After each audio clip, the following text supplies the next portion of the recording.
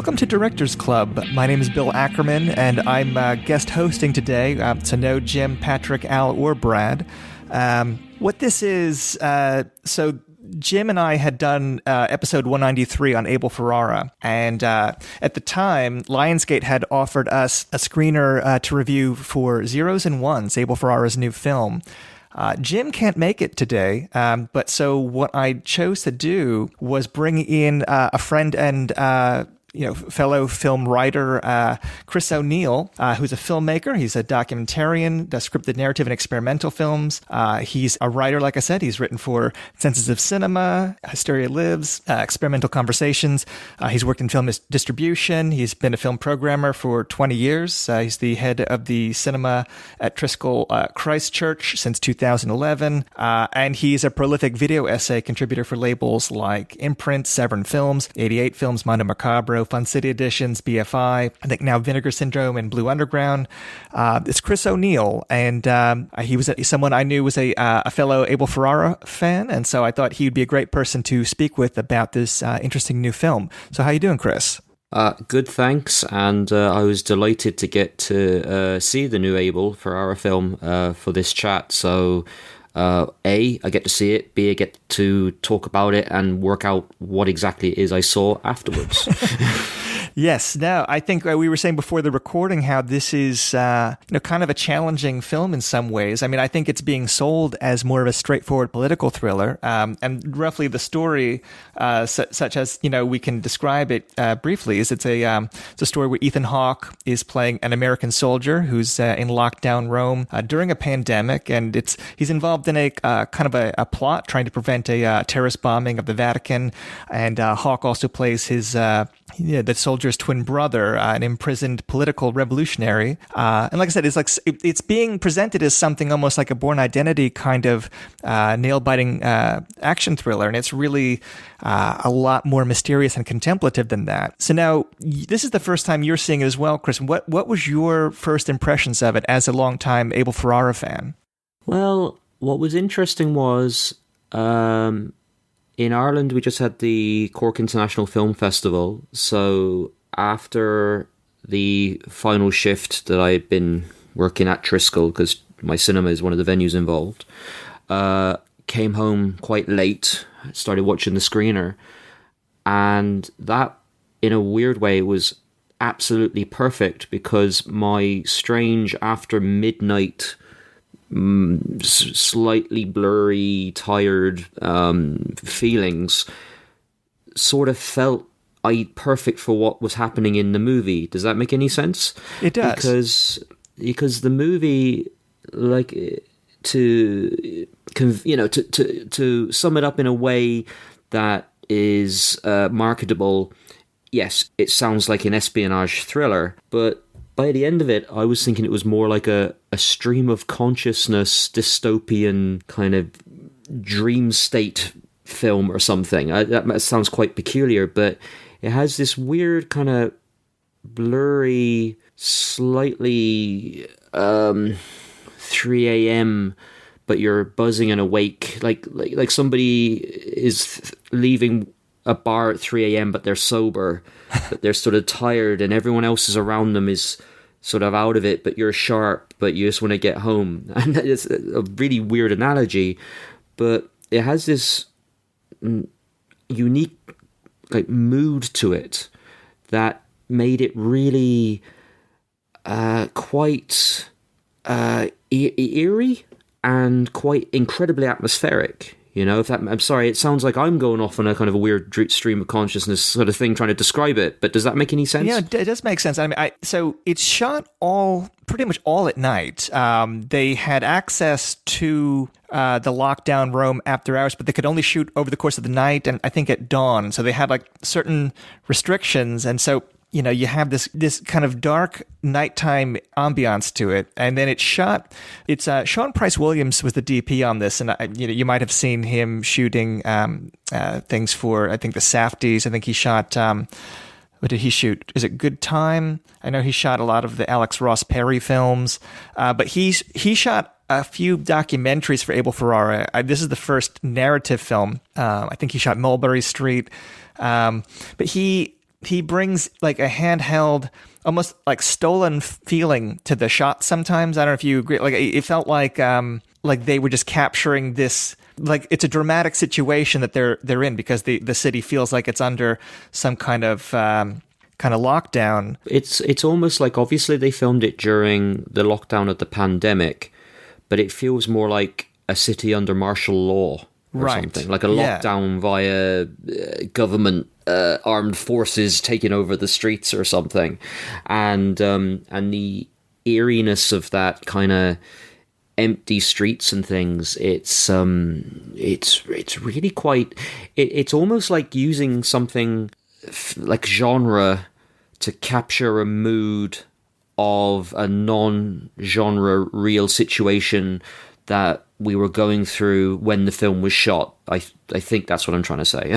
Yeah, well, I always think of the way he uses urban location to express a theme of, well, in this case, I think just a feeling of alienation. The way that the restrictions of COVID have kind of rendered all human interaction in terms of the masks and the distancing. It's just using that to create like the alienated feeling of noir, or even like the kind of, I thought of like the conspiratorial thrillers of the 1970s, like that feeling of mistrust, and you're playing into a time when, you have a lot of conspiratorial thinking, and this is dealing with themes of like fake news or not believing what you're seeing because we're dealing in images that can be so easily manipulated. Yeah, I mean, you go back to I suppose you can go back to Dangerous Game to some extent, the way what's fiction and what's reality. But in particular, I was thinking of New Rose Hotel. Same, Yeah, because there's a lot of specific video imagery in that. And that was a movie shot on celluloid film, but there was a lot of video imagery mixed in, night vision and grainy and kind of blurry security camera footage, and the sense, and also the fact that footage can be manipulated and cut a different way to tell different stories and events, and also how that film was a film where it takes place in different parts of the world, but it's usually interiors and in different hotel rooms or bars or whatever. And while this film has that going on as well to some extent in terms of, it's all set in Rome, but and there's a lot of events happening indoors, there's also this really eerie landscape outdoors as well. And also with Abel's with Tommaso and I think Siberia too.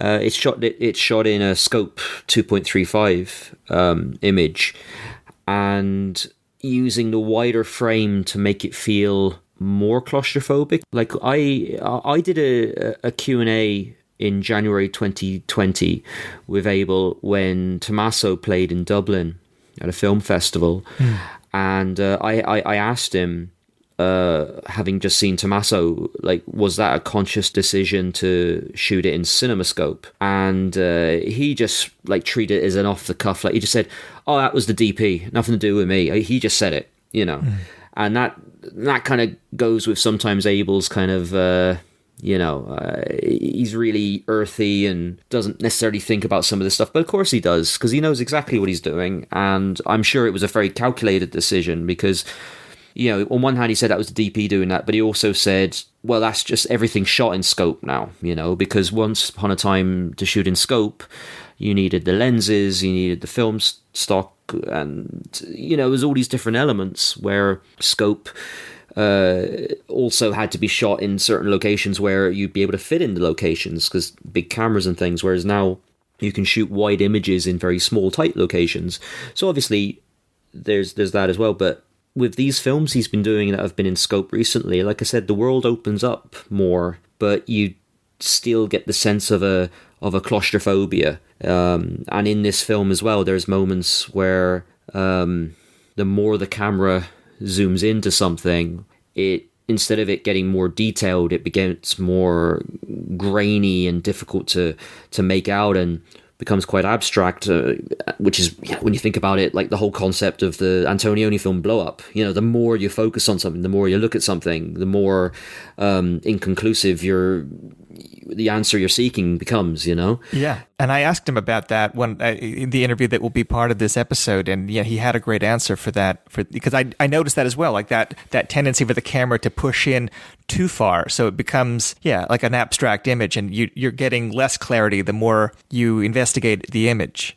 Yeah, and it was interesting when I was watching the film, because I suppose, just to pull back a little bit, we're talking about almost like mood, and we're talking about imagery and things like that. But just to pull back, there is a narrative there is a story there, but I found myself, when I was watching it, not really focusing too much on the story, and just seeing how things were unfolding, and trying to, not trying to do anything other than just see where it was going, not trying to decipher it necessarily. I just kind of like, it feels like the espionage plot, the kind of, the thriller element, whatever, is there to kickstart this story, but ultimately it is about capturing a mood, a feeling, and paranoia, distrust, distance, isolation, all elements that are very human elements, but being told with some sort of genre backstory to make it a project that is like a 80-something minute movie. Yes, 86, 87 minutes, I think. Yeah. And, and that's what I always liked about Ferrara's films, because, throughout his career, a lot of especially the earlier films, would be genre films, but there was always something else going on, like Driller Killer or Miss 45, even Bad Lieutenant, is ultimately, in theory, like a cop thriller, like a lone renegade cop thriller, but it isn't, there's several of his films that they can be sold one way, but they go another way. And that's what I think's kind of really going on here, and as far as I know, maybe I'm getting this mixed up, but I know Ethan Hawke and Abel Ferrara they did the Chelsea on the Rocks documentary some years ago, and I think they were talking about trying to do another project since. So in a weird way, it almost seemed like this dual thing of, okay, while lockdown's happening, why don't we make this film where we take advantage of the empty streets? But also I get the sense and let's take advantage of Ethan Hawke not doing anything for a while, where I can actually shoot a film with him. Maybe I'm getting that wrong, but that's what I kind of thought, You're right. And it's funny, I think I had heard, and I don't know if this is accurate, I had heard that he was originally, they were talking about having him play the lead in 444 Last Day on Earth, which for me is where the Dafoe collaborations become really interesting, because then it becomes Willem Dafoe as Abel Ferrara surrogate. I mean, both that and Tommaso feel like cousins in a way, in that they both feel so autobiographical and so much about his concerns in life at that time, that I was watching this one knowing that it was really one of the only ones that he's the only credited screenwriter of. There's usually collaborators, even something like Bad Lieutenant or Mary. I mean, I think everything after Nicholas St. John, stopped writing the screenplays for him. I think he's the co-writer of so many of them. I don't know what his writing process is like, but this is the least overtly autobiographical of the narrative films that he's the sole screenwriter on. But, I wonder how much he's just trying to get ideas out through the two Ethan Hawke characters in this. I mean, if the dueling ideologies are him talking about his own views indirectly under the guise of a political thriller. And I thought it was interesting how he's using documentary footage of Ethan Hawke out of character to kind of add context, both clarifying the narrative at the beginning and then clarifying the ideas at the end. But you've already been given a whole film about distrusting the image. So are these genuine documentary scenes, or is this something that's manipulating us in a different way? Well, yeah, because when I first saw the introduction at the beginning, with it being Ethan Hawke on what appeared to be, in terms of quality and presentation, like a Skype or a Zoom recording, and it's not the character, but hi, I'm Ethan Hawke, and you're about to watch this movie, and we shot it under COVID lockdown, etc. At one point, I was kind of going, okay, why is this here? Is this here to give a sense of time and place of what they were doing?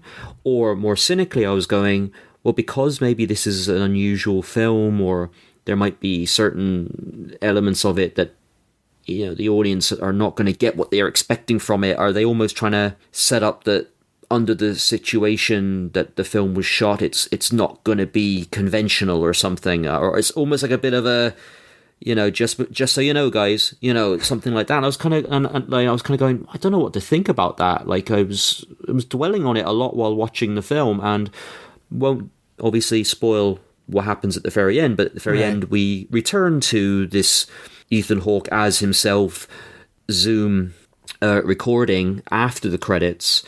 And, you know, without going into too much detail, how that eventually resolves itself, at the very last moment, the very last thing said, it completely won me over, and the whole film clicked for me.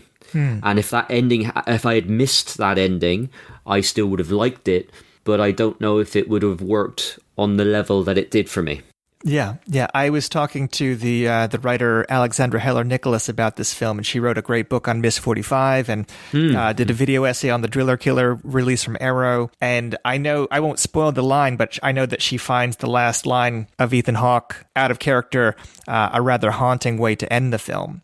And I feel like that would be such an easy thing to miss, that segment, because it does come like an after the credits, you know, Marvel teaser, you know, which is not something you expect from a film like this.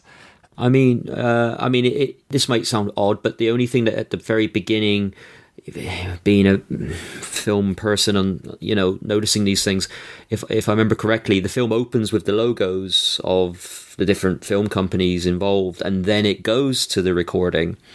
But if it had been the other way around, where it started with the Ethan Hawke recording at the very beginning and then the logos, you would actually treat it like one of these Zoom recording Q&A things that's going on online streaming during the pandemic, you know? Yeah. And it was the fact that it was after the logos and it was in the movie, that somehow tipped me off that something was interesting here, what's going on here. And and as I said, when I saw the very end of the film, I went, okay, right, I get it now, you know? So, and I'm being vague because I don't want to spoil the ending. I think people listening to this will want to just now see the whole thing from the very, from till the very end to know what we're talking about, and then we know what we're talking about. I meant to ask you this beforehand, but just what was your history with the work of Abel Ferrara prior to seeing this? Like, what are your favorites? Do you have a favorite era? Like, what was your introduction to his work? Well, in the early 90s in the UK and Ireland, Bad Lieutenant became quite a controversial film. I mean, it was a controversial film everywhere, where it played. But in the UK, it had... first of all, it started Harvey Keitel, who at the time had just done Reservoir Dogs. So suddenly Reservoir Dogs, this new Tarantino guy's film, was this major event which for some time wasn't available on video in the UK because long story short, there was a terrible crime and there was a resurgence of the idea that video and film violence could influence real violence. And for a brief period in the early mid-90s, several films were not banned, but they were just delayed getting video certificates. So Reservoir Dogs continued to play in the cinema for a long time before it was actually on video. I think it was 1994 or 1995, and when you consider the film came out theatrically, I think in the UK 92, that's quite a long distance of theatrical window to video. And Bad Lieutenant had this issue as well. And then to further that again, in Ireland, Bad Lieutenant was banned, just outright. So in the UK, the video was cut, but in Ireland, it was banned. So, and then after that, Abel's next film, Dangerous Game, was also banned in Ireland. So this stuff was going on, and you were interested because you couldn't see the movies. They were unavailable. I was too young. I couldn't go to see them in the cinema, or they weren't in the cinema because they were just banned. So, and then as time went on, I got to see the films, and initially some of them I didn't quite click with, but one of the earliest ones that I really liked, and it's not one that's considered his amongst a lot of people, it's a very divisive one, is Dangerous Game, or Snake Eyes as it was originally called, the movie making one with Madonna. Keitel and James Russo, and it's probably my favorite movie about movie making. It just really, there's something about it that always kind of gets under my skin when I see it. But so after that, I don't know. I mean, I just started trying to find all the films I could see of his. The Blackout, which was released in the UK and Ireland, and it didn't get released in the States for a long time. And then going back to the older movies.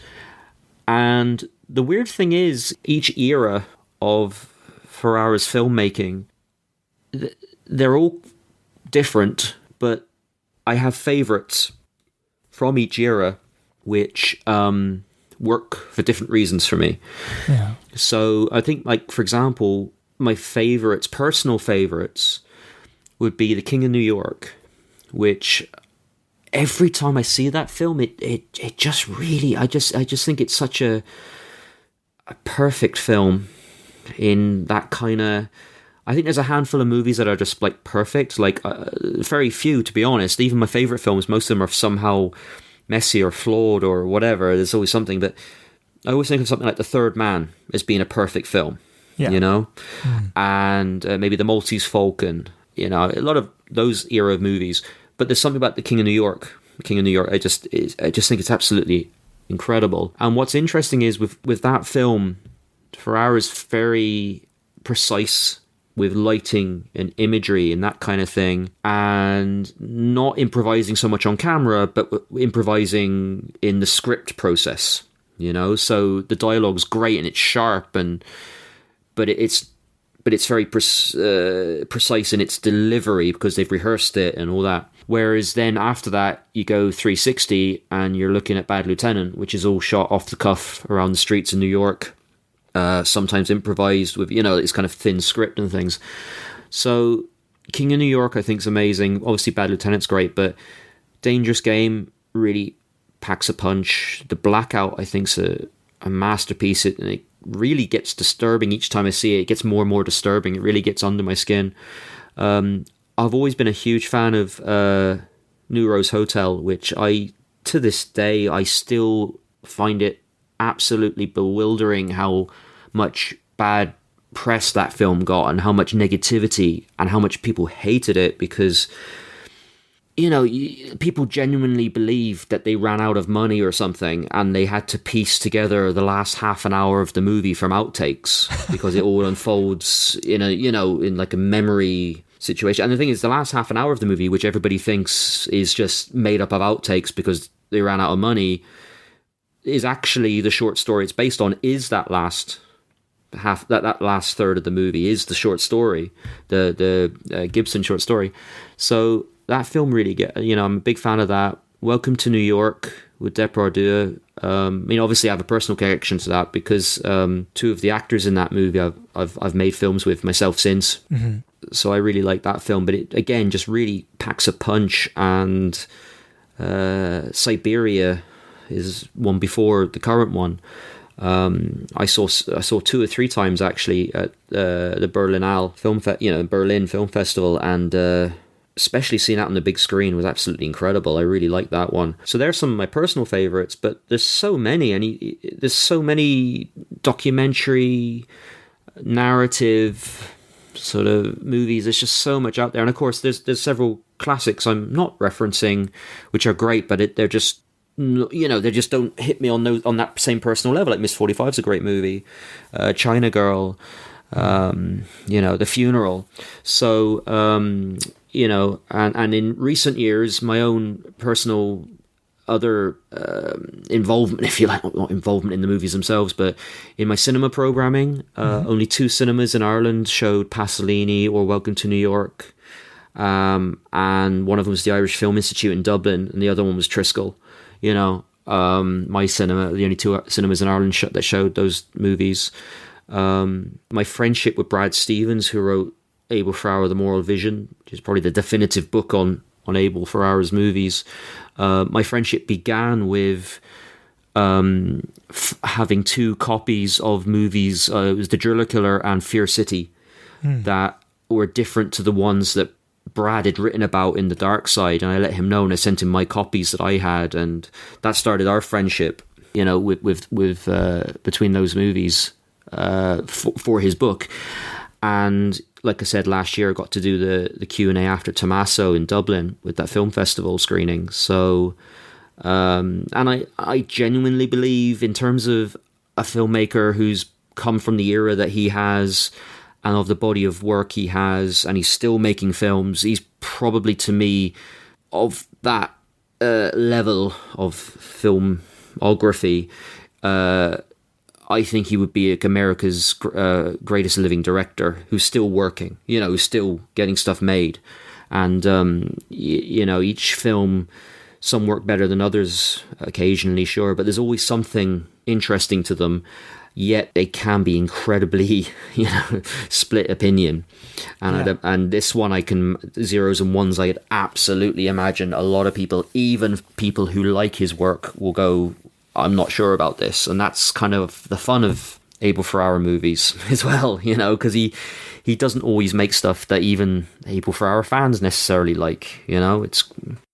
Yeah, no, I agree. And I thought, while watching this, having just done a major deep dive, I went through every Abel Ferrara film. I think the only things I didn't watch were the TV shows, the Miami Vice and Crime Story, but I watched everything from the short films up through Sport and Life. And I found something to appreciate about every single one of them. Like, there was not one film that I didn't think had some of interest to it, even ones that I wasn't crazy about growing up. Like, I was not, overly fond of, like, R.X. Smiths or China Girl. Some, like, growing up, but now I really appreciate them a lot more. And even things like Driller Killer, which, when you go into it expecting Halloween kind of slasher movie, it's kind of confusing, but it's a great no wave type of thriller if you go into it right with the right expectations. And I thought about just that kind of grounding in what Ferrara does watching this, because I thought, even 10 minutes into it, like, this will appeal to his hardcore fans. I have no idea how it will play to people thinking of the film that they're imagining from the trailer. I feel like a lot of people are going to be very frustrated, and the word of mouth could reflect that, because it's not the thing that you think it's going to be if you're going in based on the trailer that is out there, or even the poster gives a certain kind of impression of something a lot more conventional than it really is. Yeah, I mean, it's funny. I saw only today someone going, somebody on Twitter posting the DVD covers of Siberia, 444, and Zeros and Ones. Yeah. And there was a joke about how they look like very conventional films, but the films themselves are not like what the artwork proposes them to be. And, yes, we could laugh at these things, but at the end of the day, if that's what the people who have decided to release the movies have worked out as the way to sell them, then who cares? Because otherwise we wouldn't have them necessarily being released. And as we know, both on my side of the world and your side of the world, there was many years where Abel was making movies and they weren't being released, And so what's the problem with, if this gets the films out there and justifies their existence in the, to being released in the respective countries, what's the problem, Yeah, no, I saw that, and I saw that tweet as well. That was Will Sloan, actually, from Important Cinema Club podcast. But I agree. I mean, he's making art films that are being sold like commercial genre films, and I think that that's always going to create a number of people that check this out because they have one expectation, and that expectation is thwarted. And, some people will be happily surprised that it's a lot more ambitious than what's being sold. But I would say like an equal number of people are going to be confused and maybe even angry.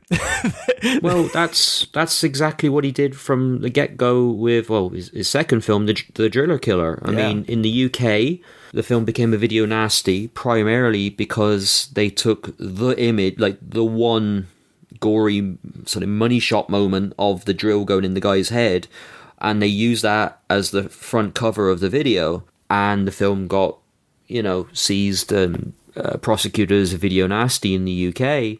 Yet when you see the film, you realise that apart from that one scene and that one shot, it's more like a Polanski, new wave kind of influenced, new wave film, the New York new wave kind of aesthetic and vibe and budget and creation and everything. But then you got like, the likes of these other filmmakers, loftier, ambitious goals than just like some smaller scale, less ambitious horror movie.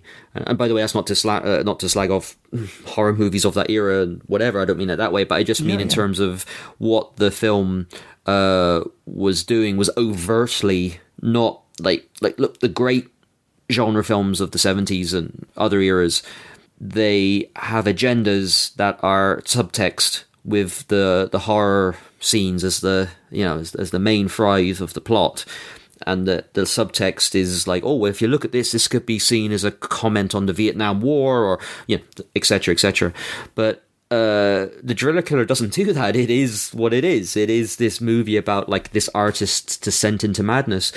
And when years later, after the video nasty issues died down in the UK and a lot of the previous video nasties were being reissued, they were coming back out again with cuts. And with The Driller Killer, they submitted it, and the BBFC in the UK were like, well, yeah, we can release it, but we'll have to basically cut that whole scene out of it. And the distributor lost interest because they were like, well, if we cut that scene out, we don't have a movie that is The Driller Killer, really. I mean, obviously there is drill attacks in the film, but if you take that segment out, you've got nothing. Right. I mean, even with, you cut all the bits out of like something like Zombie Flesh Eaters, you'll still get some zombie action, whereas with The Driller Killer, you cut that out, you're not left with very much. So even from then, 1979, he's kind of been doing that. And even when you see something like The King of New York, if you're expecting New Jack City and you get The King of New York, it's a very different film. I mean, it's an amazing film, and there are shootouts, there's drugs, there's girls, there's guns, there's all kinds of stuff, but it's just got this unusual like energy and tone, and it's got other things going on that even though that film has moreover elements that make it marketable and sellable and gives the audience what they want, it still isn't exactly what they were expecting or what they were probably wanting. And that's what he's done out throughout his career. And, thankfully, he's working with people like Ethan Hawke, with Willem Dafoe, all these like names that get movies funded. Like, their names are selling the movies, much like the way Nicolas Cage movies are. But, Abel's movies, they've just got some great stuff going on in them. And he's always going to be dividing audiences and things, and I hope he keeps making them. I mean, like I said, there was a long period where there was gaps between the films getting made, and now he seems to be at the age he is. I think he's about is Abel 70 now? He's 70 now, and he's in the last couple of years he's probably more prolific than he has been, in terms of the amount of films coming out in a small limited amount of time. He's more prolific than he's ever been, so fair dues. Yeah, and I would say certainly, I would say of Tommaso, like capable of making contenders for his strongest work. Period. I mean, I think that's something that's so surprising, because I don't really run into that a lot, where filmmakers that have been active for that long seem still capable of delivering their greatest work. That's usually not how it works with certainly with a lot of genre filmmakers. I'm used to them having their hungry and passionate years where they make their name, and then it's a job, maybe the inspiration fades. I feel like that is not the case with him. And even during the years where he was really kind of struggling in his personal life. I don't really feel like that ever harmed the work in a way that. Yeah, I used to wonder about that. I think I talked about this on the other episode of Directors Club I did about Abel Ferrara, but just I wasn't sure with things like The Blackout and New Rose Hotel if those more obscure elements were, the drugs taking an impact on his decision-making process, because they seemed like such confusing decisions. And it was at a time when he was showing up seemingly drunk on Conan O'Brien or recording a very rambling and bizarre Driller Killer audio commentary. It seemed like he was creating this public perception as somebody that was a little bit, I don't know what word you want to use, but definitely like eccentric character. And it wasn't clear, if his creative decisions were being somehow impacted by, hard living off camera. But and revisiting the films, all these years later, I don't think that. I thought that when these films were coming out, but now I just see it's him kind of breaking the rules in a very creative way to find new ways to tell kind of a more contemplative version of the thrillers that you think you're getting. I think at the time I just thought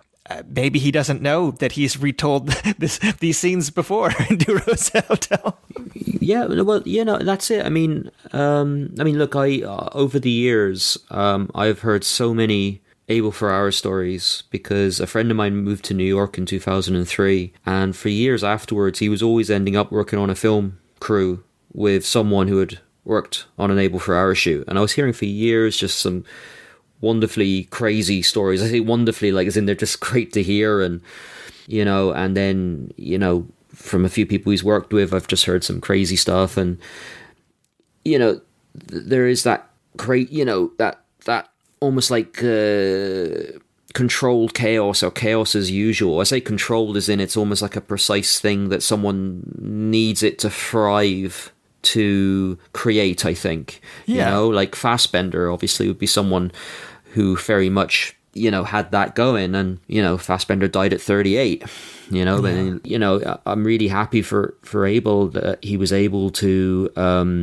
go in another direction, and yet the work that's coming out since he's moved to Italy and has a family now, and he's off to drinking drugs or whatever, and yet the work is coming out faster, and it's getting even more interpersonal, more overtly so. I mean, Tommaso, the scenes in Tommaso when it's Defoe in the Alcoholics Anonymous or the Addicts Anonymous, whatever, the group meetings, Mm-hmm.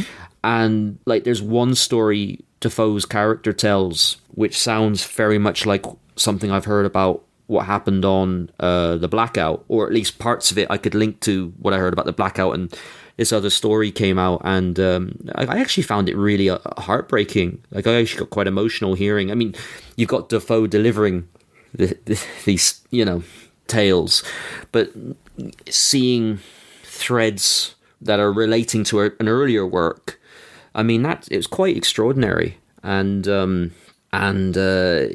yeah, as you said, like at this point in his career, doing some of his potentially his best films, like Siberia absolutely blew my mind when I saw it like last year. I thought it was incredible, and even like when Siberia, and it's interesting because Abel's done this maybe more times, but he's done this twice where he's taken a piece of music that's pre-existed before the movie, like a popular song, and he's reused it.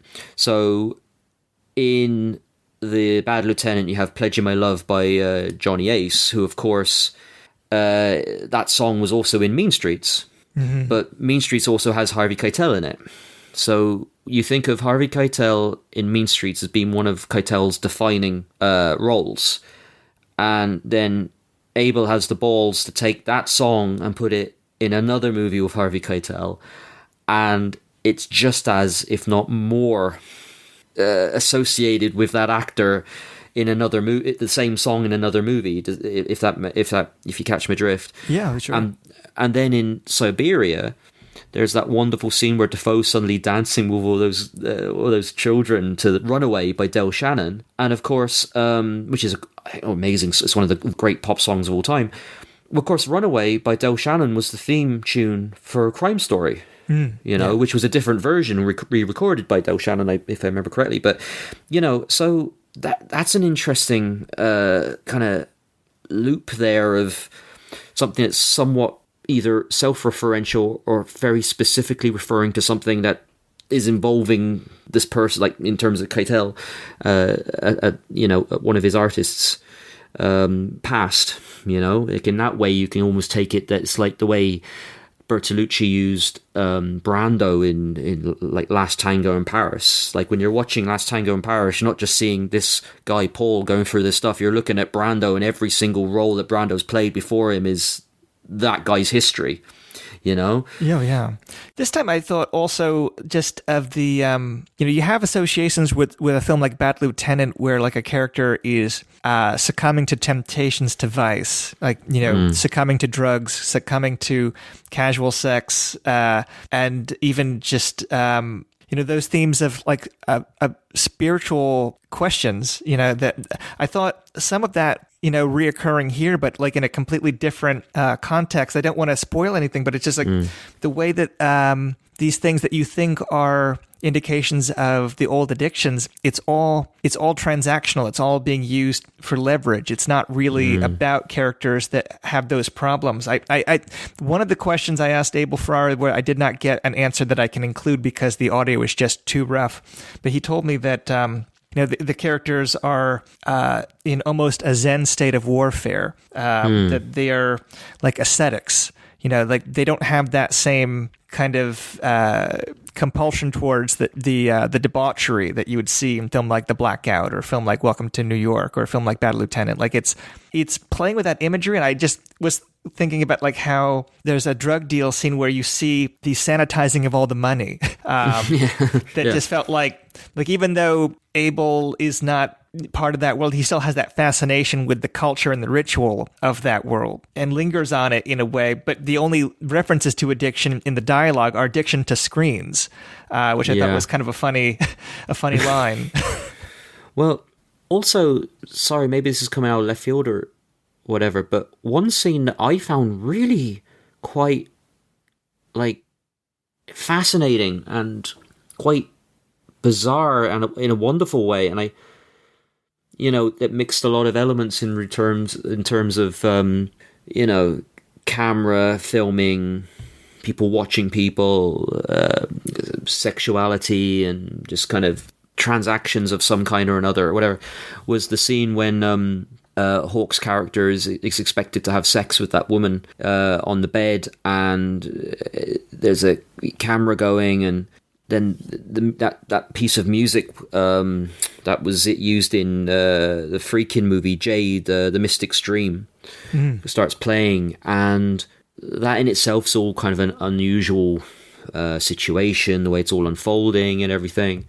And then there's that like solarized effect of, I think it's an image capturing behind Hawke, so you've seen Hawke's head from behind his neck, and it's like intense like solarization where it's like yellowy red, and it's like, what on earth, in a wonderful way. I don't mean like, what is this craziness, I just mean like, what's this about? It's really, I don't know, it was suddenly adding like another layer and making this situation kind of abstract and peculiar, and it was just, it just came out of nowhere. And for a film as well, because it's quite a nocturnal film, a lot of scenes shot with natural light, and then suddenly have this very gaudy, excessively processed image.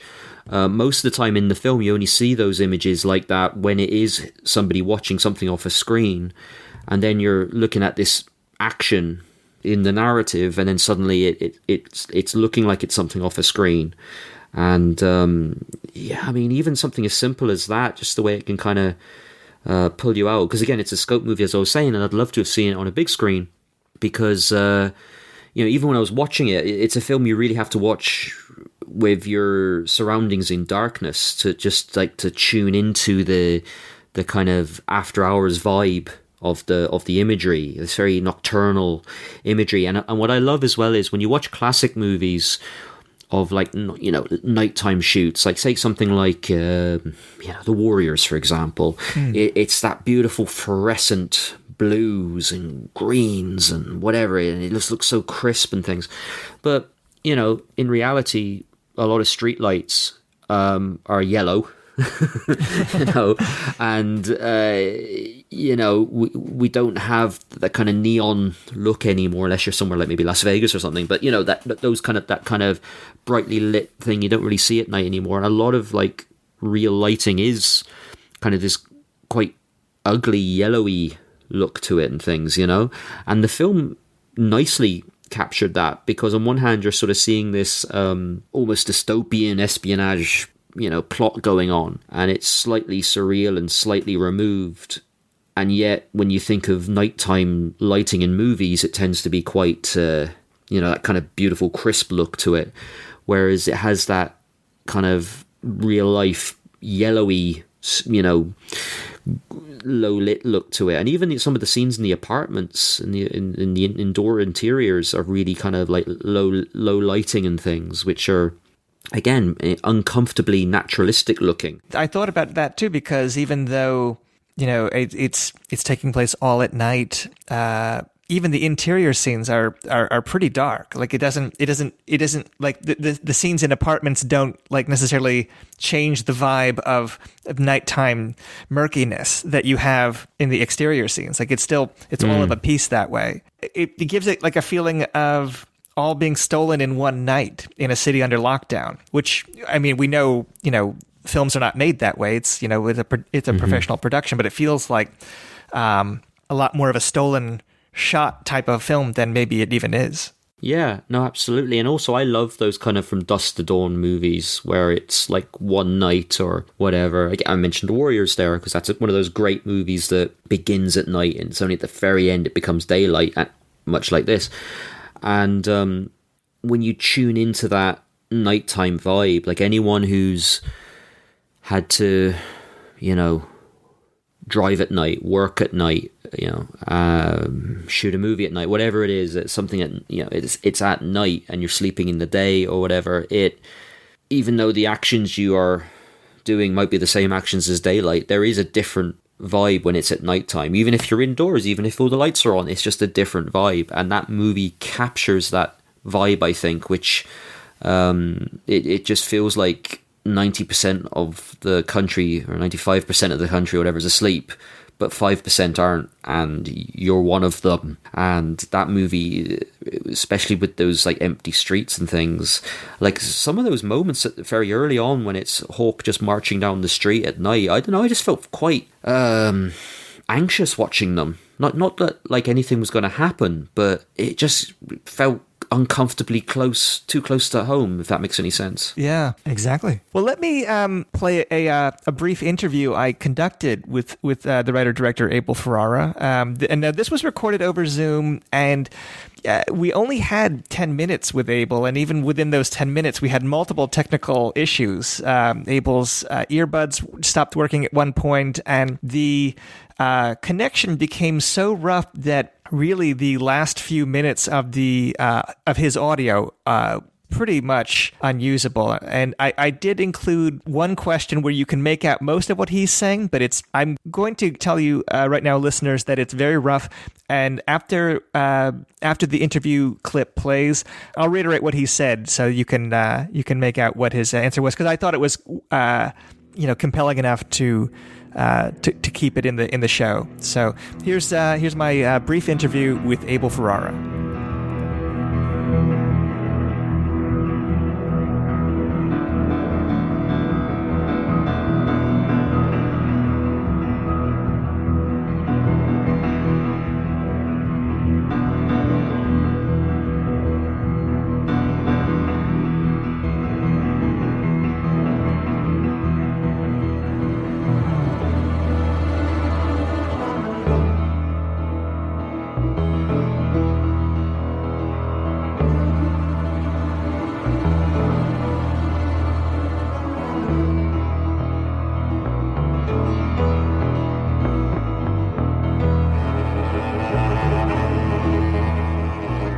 How you doing, Abel?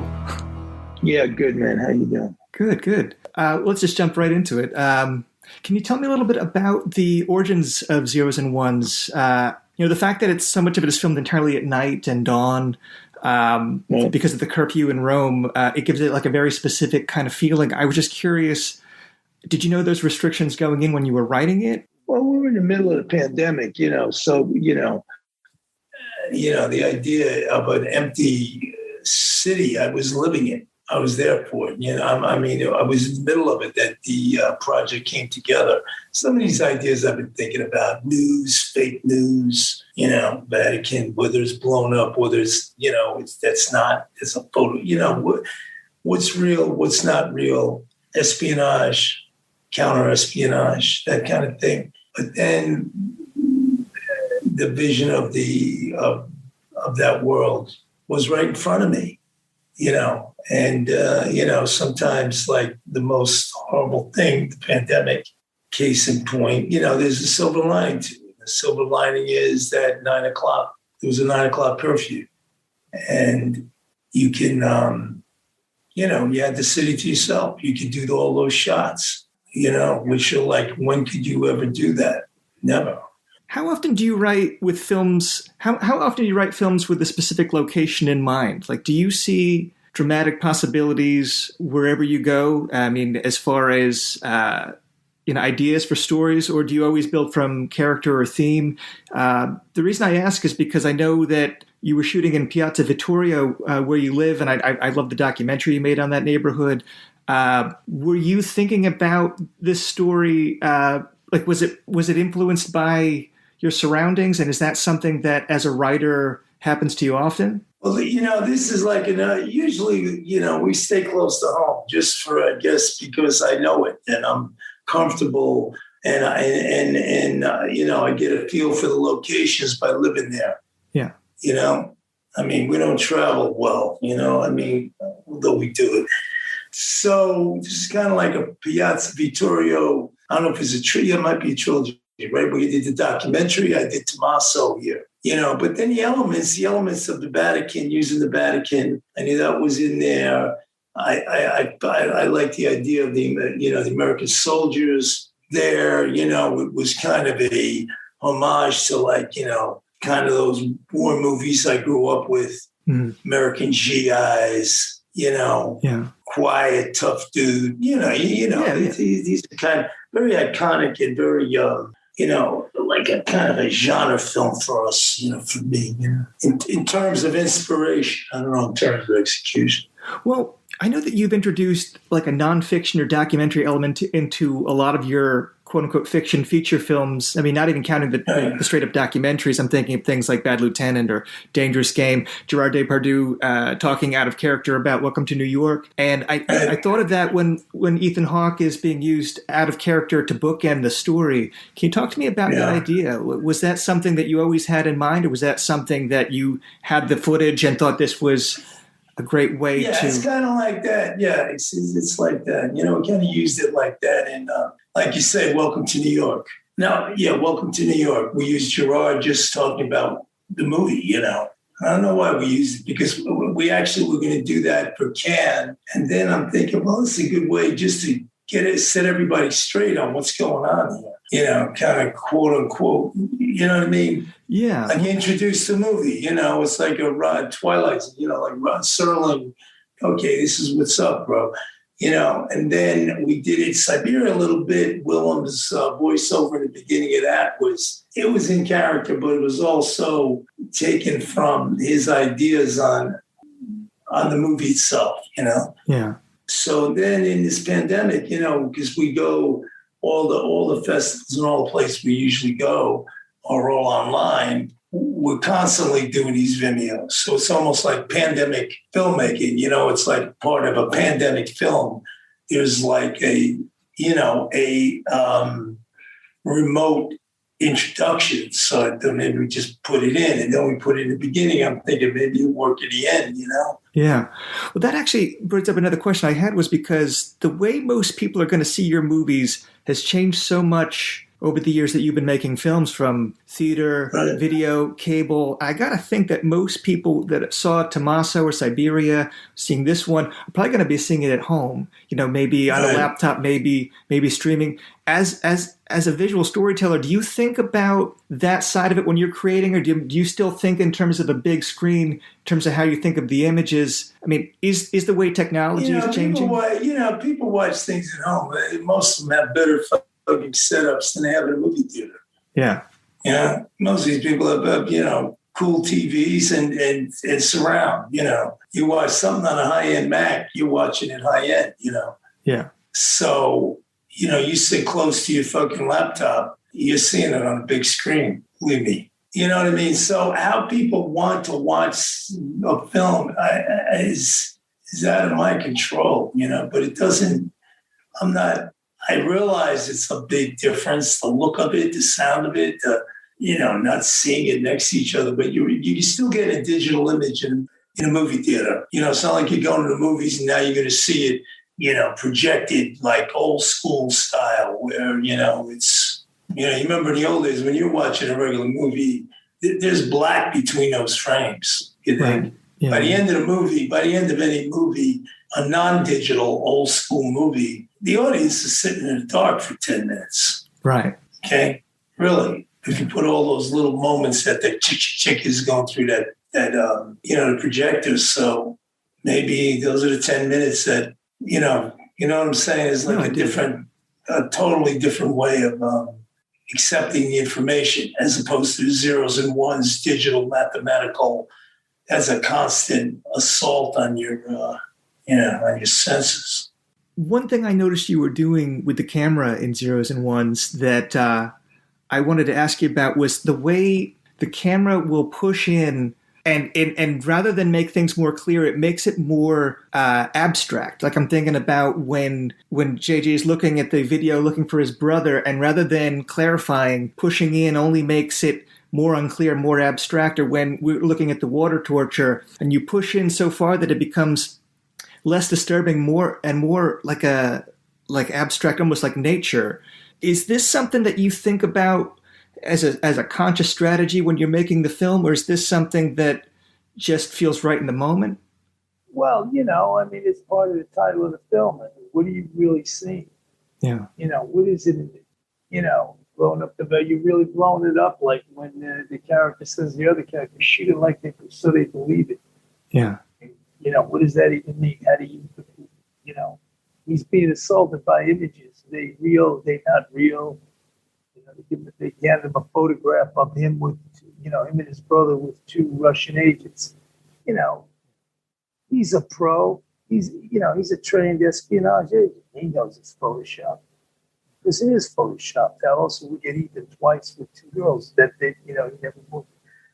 So what are you really looking at? And that's what you're looking at. You look at a mathematical computation, an algorithm. You look at a series of zeros and ones. And the closer you get to it, what are you really getting to? More. And the closer you get to something, less aware of it you are. It's like Einstein. The more you observe something, all you're learning is about is the tool you're observing it with. Yeah. So at the end of the day, what you're looking at is what that camera can record. But, you're learning more about the camera than you do about the people in front of it.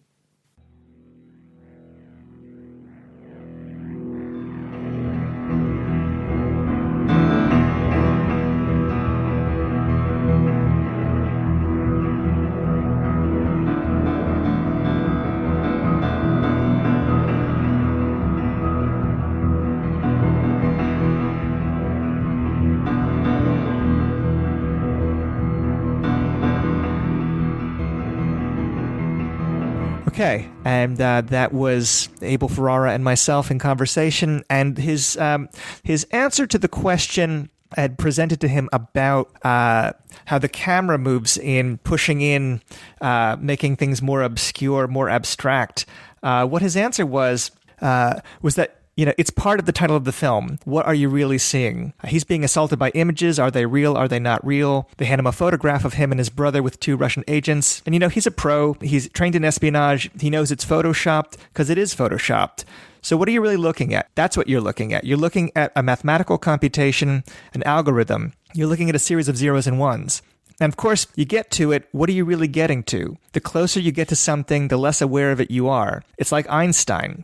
The more you observe something, all you're learning about is the tool you're observing it with. So at the end of the day, what you're looking at is what that camera can record. You learn more about that camera than the people in front of you.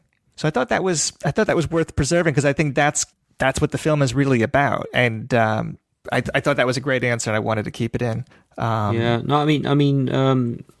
Abel Ferrara, one of the great things about him in regards to his work, and this is becoming more and more overt, I think, as the more recent films come, is fact and fiction.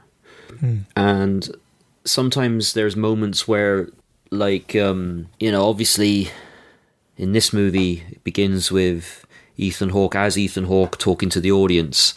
Obviously in Welcome to New York, it begins with Depardieu commenting. And, he makes documentaries as well as features. And as I was saying earlier, when you go back to, say, Dangerous Game, there's the scene with Madonna's character and James Russo's character, and from what you can gather, what's happened is they're actors on screen making a film, and there's supposed to be like a sexual assault, and it appears after the scene from her reaction that assault was real on camera. And there's a lot playing with what's real and what's not real, what's being performed and what isn't, and that in itself is ambiguity. And for filmmakers to push ambiguity, especially in 2021, that's something that I think's unique. Maybe not unique. It's rare, because it tends to be now that for filmmakers to have a message, they tend to be a bit more blunt in making sure if they have a message that the subtext isn't subtext. It's more like on par with the plot, Yeah. And like, take his previous films, Siberia. What I love is the fact is, when I saw Siberia, I saw it in Berlin, and every scene in the film is subtitled with English subtitles. Or is it German and English? It's subtitled so the audience, the local audience, as well as the international audience will be able to understand it. And I won't give away the ending, but there's this very key moment towards the end where there's a sentence spoken in a foreign language with no subtitle on the screen. At the time, I kind of assumed maybe that was a real language. It's just that they chose not to have a subtitle for it. But when I spoke to the scriptwriter, Chris Zoss, it's a made-up language. So the moment in the film that seems to be, like a philosophical phrase that is, explaining or summarizing everything that's gone on, it's literally gibberish.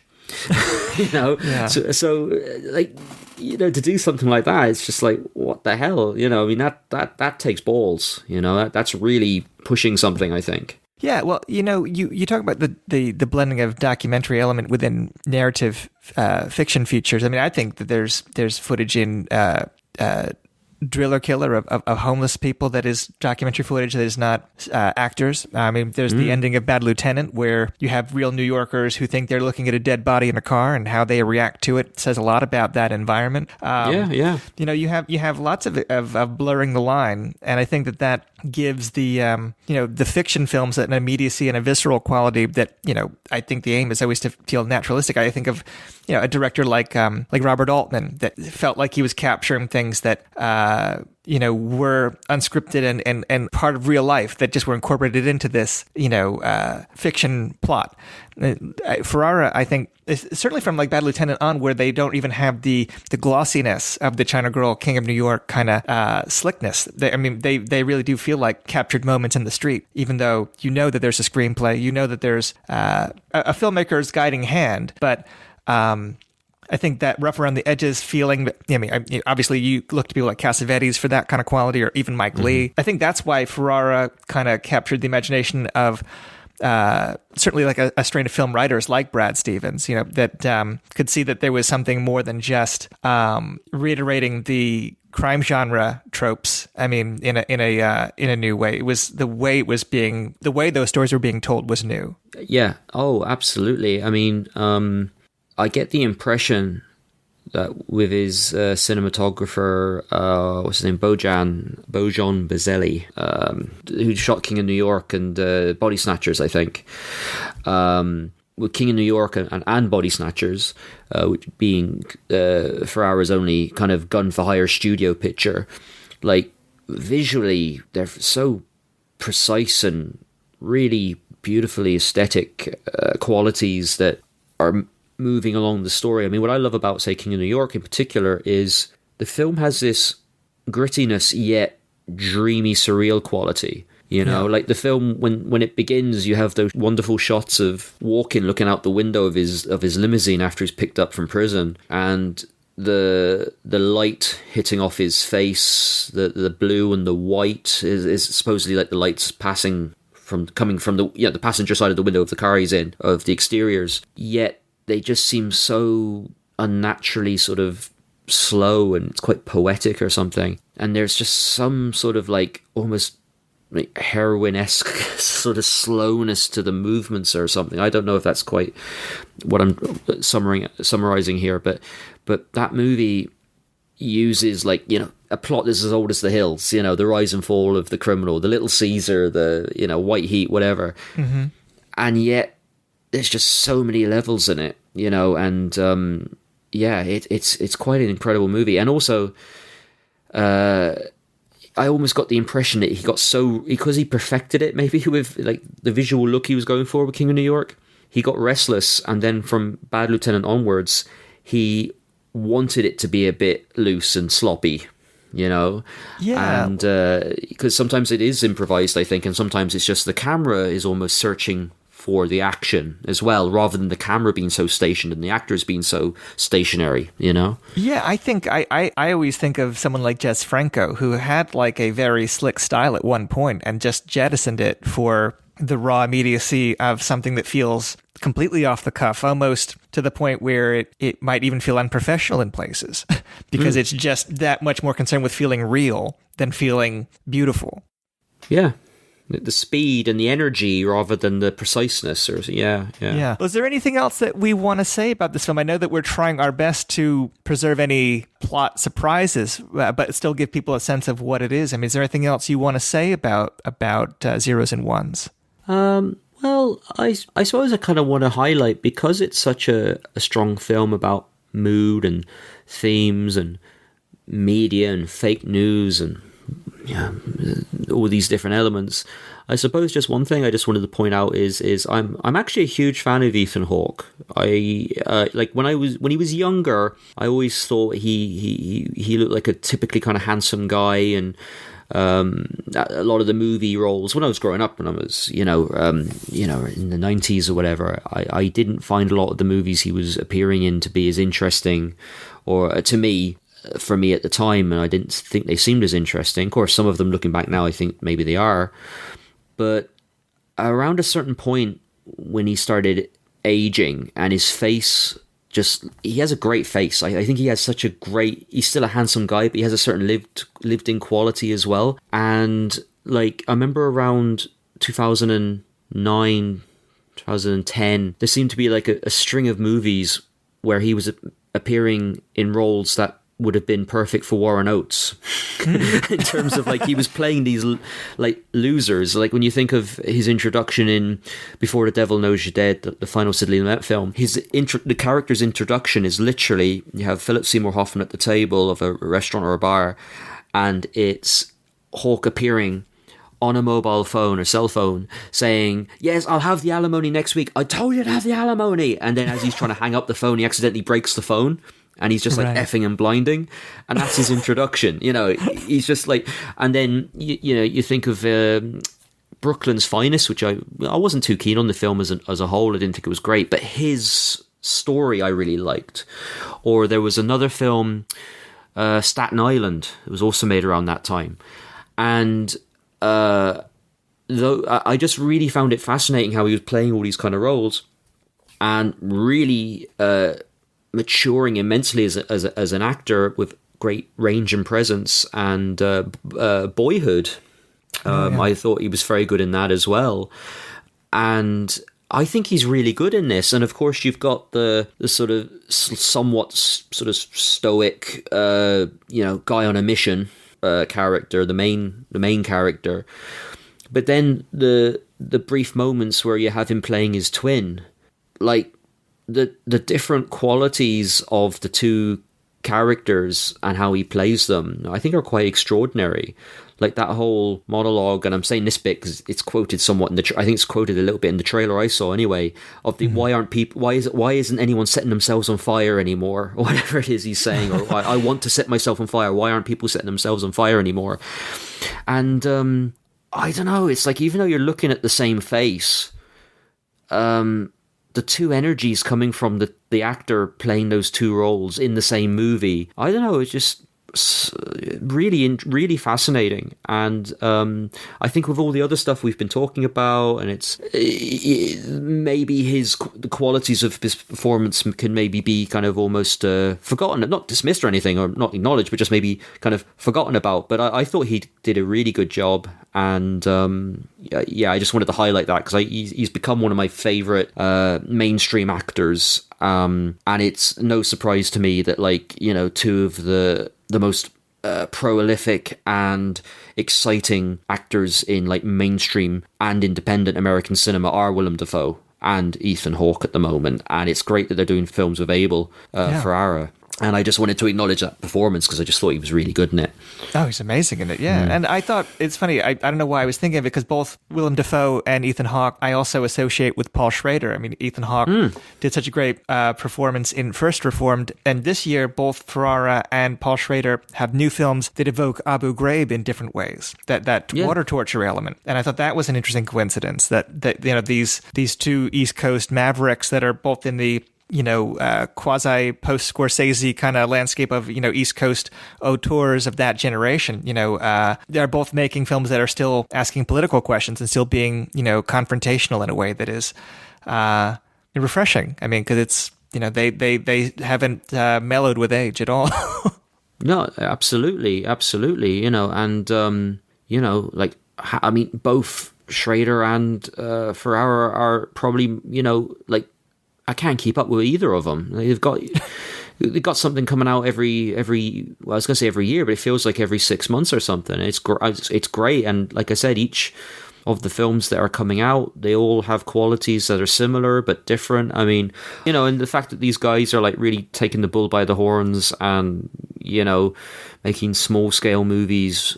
I say small scale in the realm of what's big scale these days, and having these interesting actors. Like the only actor that I can think of right now I'd love to see do a film with Ferrara is Matt Dillon. And the reason I'm thinking of him is because in that documentary about his neighborhood, Piazza Vittorio? Yeah. If you look like split second, there's a moment where the camera swooshes around and you see kind of Matt Dillon in the background hanging out with like Dafoe or something, and it's like, I want to see Matt Dillon in a Ferrara film. I would love that as well. Yeah. I thought that was interesting how it was the neighborhood from Piazza Vittorio where they shot this. I mean, I think Tommaso was also shot there. Yeah, I think so too. And again, it automatically almost felt kind of familiar because it's like, he shot it where he lives, and it's like, that's the thing about the new movie. If you know the films of Abel Ferrara and you've followed the work and you followed the recent stuff, as well as the older ones, there are a lot of different moments that you can link to other movies or different, whatever's real life and otherwise. But I'm hoping, even without that context, that there will be people who just take it as this rather peculiar film they've stumbled upon, and they unexpectedly get something out of it that they weren't expecting to see. It's my hope as well. And, this film is, as we're recording this, it's going to be available digitally and on demand and in select theaters on Friday, November 19th, and available on Blu-ray and DVD on January 4th. Thank you so much for doing this conversation with me. I had a lot of fun, and I wanted to ask, where can listeners check out your work? I know that you are trying to wrap up. Yeah, I don't know, like your 60th video essay or something like this year. I don't know what your schedule's like. What where can listeners learn more about you other than my episode supporting characters with you? Right, and you know what's so weird is that episode was a couple of years ago, and it just seems like so much has changed since. So it's like in the last 20 months, I've done 21 video essays. Yeah. And I think I have another 4 coming up in the next few months, and then probably some more next year. So in regards to where they can find out more about my work, well, I do post about my work on social media. Usually it's Chris O'Neill 99 or a variation of that on Facebook, Twitter, Instagram. And I also have a Vimeo account where I post some of the short films I've done, trailers, little bits and pieces, music videos.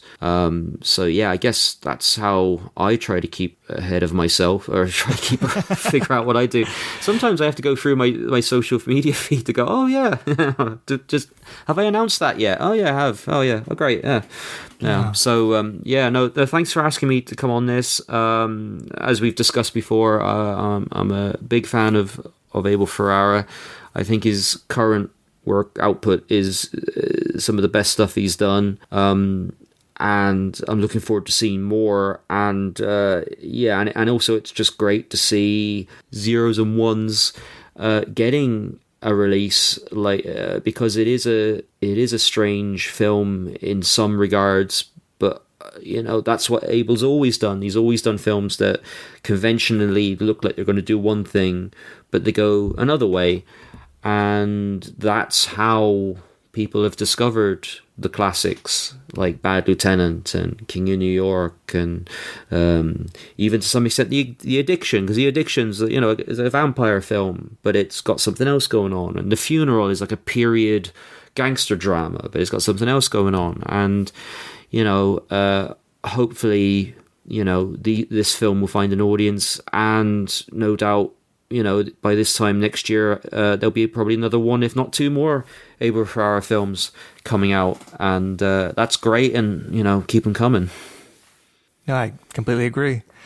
All right. Well, thank you, everyone, for listening. And, I guess Jim will bring the Proper Directors Club back with the next episode. So thank you so much for listening.